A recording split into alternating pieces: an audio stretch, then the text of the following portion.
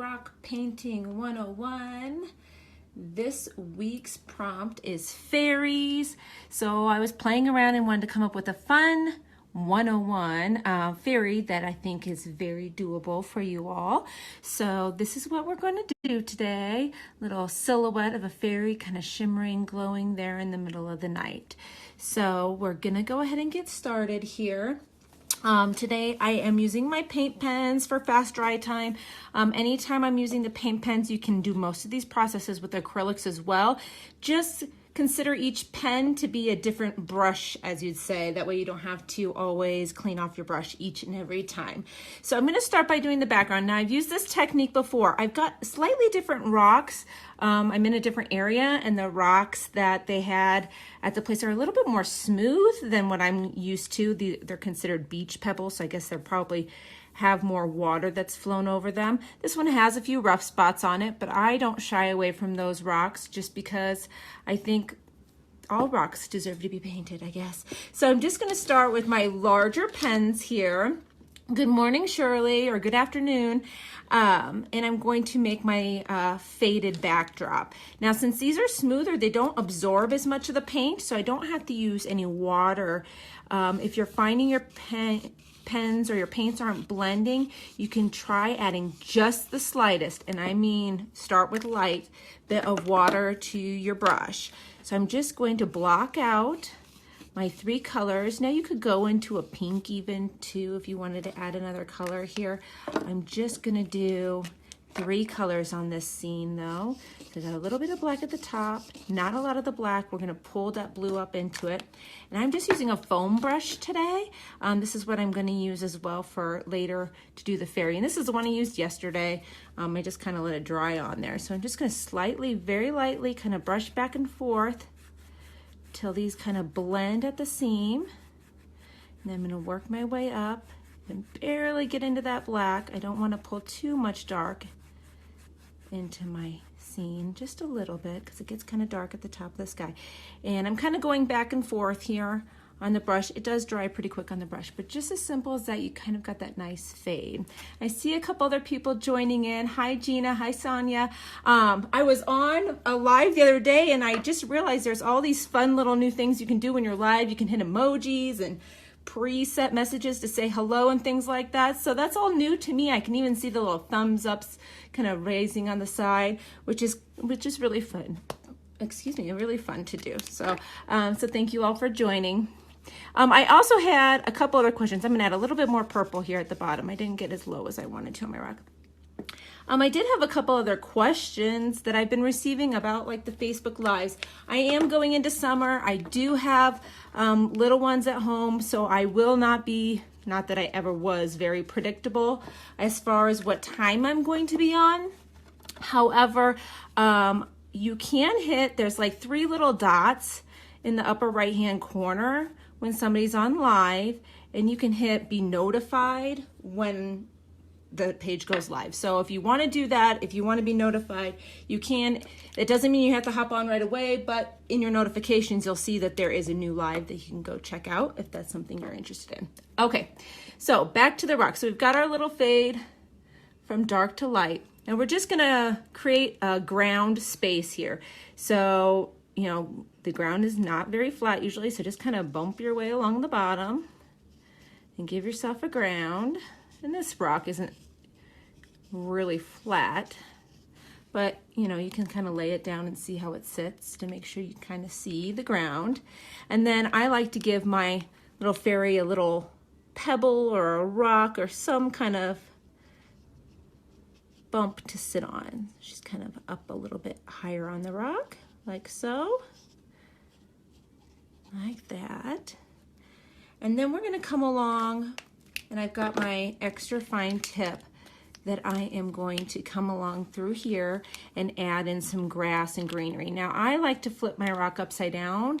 That way as I pull up, the tips kind of get smaller, and just kind of pull your little grasses and little clusters up. I don't like to leave a lot of really flat lines. I mean, unless you're, I guess, in a rocky area, just kind of slowly pull them up. If you can see that. Another thing here, let me see if I can get a little closer for you.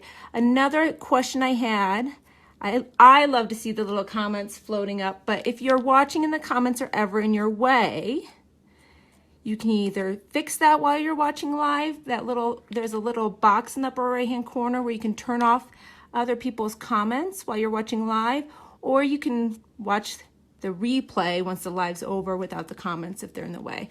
I will try to be a little bit more cautious to kind of keep it up in the upper right hand corner as well.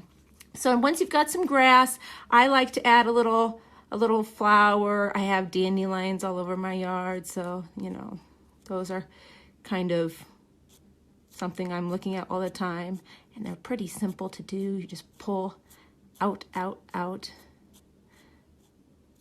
just until you've got a lot of little floating pieces. So there we go, simple as that.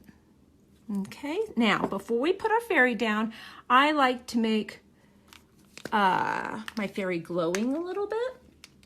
And I just saw somebody say swipe right and the comments go away. Oh, thank you, Sonia. I did not know that you could do that. So that's really cool. So good tip. I appreciate you sharing that because I never noticed, and I guess somebody had commented they couldn't see what was going on once when they were watching the replay because of the comments. But I like you guys to chat, so chat it up and watch the replay without comments, okay?